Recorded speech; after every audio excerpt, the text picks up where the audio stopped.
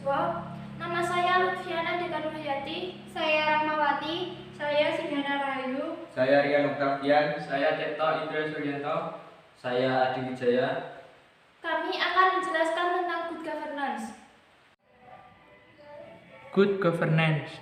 Pengertian good governance. Good governance adalah suatu penyelenggaraan manajemen pembangunan yang solid dan bertanggung jawab, yang sejalan dengan prinsip demokrasi dan pasar yang efisien, penghindaran salah alokasi dana investasi dan pencegahan korupsi baik secara politik maupun secara administratif, menjalankan disiplin anggaran serta penciptaan legal dan politikal framework bagi tumbuhnya aktivitas usaha.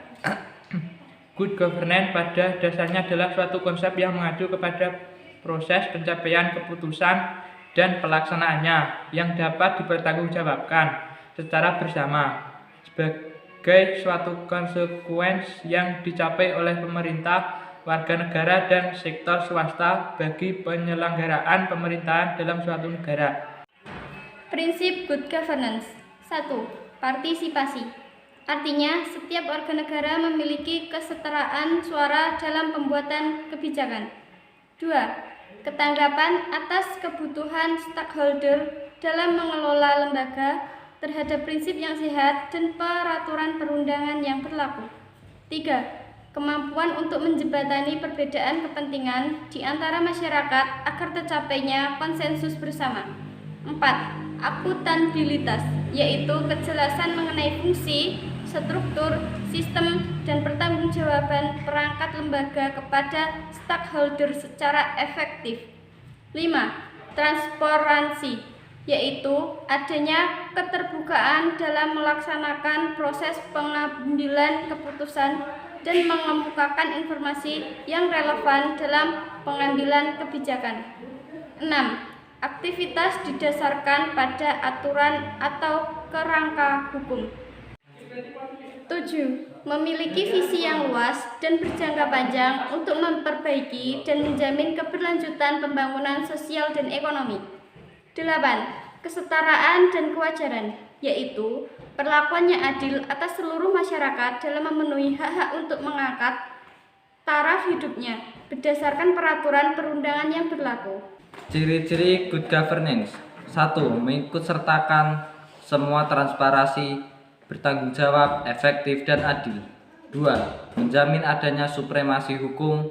3. Menjamin bahwa prioritas-prioritas politik, sosial, dan ekonomi didasarkan pada konsensus masyarakat. 4. Memperhatikan kepentingan mereka yang paling miskin dan lemah dalam proses pengambilan keputusan menyangkut alokasi sumber daya pembangunan.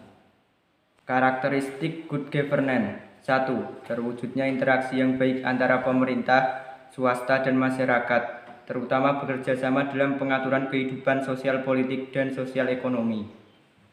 2. Komunikasi. Adanya jaringan multisistem yang melakukan sinergi untuk menghasilkan output yang berkualitas.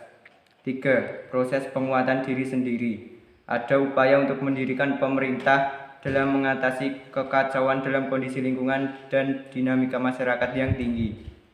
4. Keseimbangan kekuatan dalam rangka mewujudkan pembangunan yang berkelanjutan.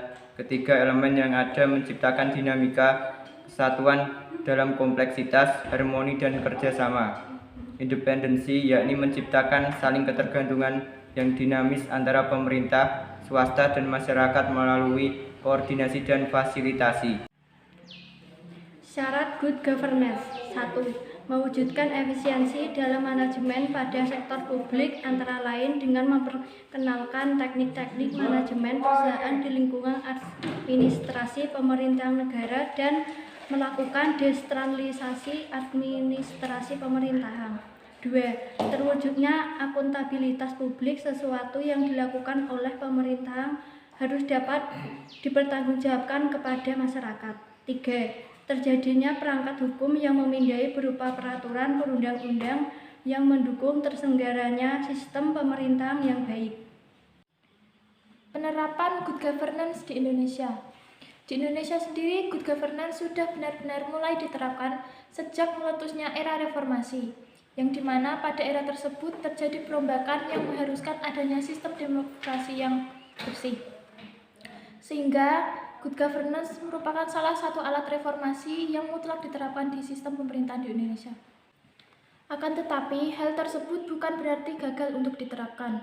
Banyak upaya yang dilakukan pemerintah dalam menciptakan iklim good governance yang baik. Di antaranya ialah mulai diupayakannya transparansi informasi terhadap publik mengenai APBN, sehingga memudahkan masyarakat untuk ikut berpartisipasi dalam menciptakan kebijakan dan dalam proses pengawasan terhadap pengelolaan APBN dan BUMN. Oleh karena itu, hal tersebut dapat terus menjadi acuan terhadap akuntabilitas manajerial dari sektor publik tersebut agar lebih baik dan kredibel di kedepannya. Selain itu, undang-undang, peraturan, dan lembaga-lembaga penunjang pelaksanaan good governance pun banyak telah diterapkan di Indonesia. Diterapkannya good governance di Indonesia tidak hanya membawa dampak positif bagi pemerintahan di Indonesia. Akan tetapi, hal tersebut mampu membawa dampak positif di non-pemerintahan di Indonesia, yaitu dengan lahirnya good corporate governance. Dengan landasan yang kuat, diharapkan akan membawa bangsa Indonesia ke dalam suatu pemerintahan yang bersih dan amanah.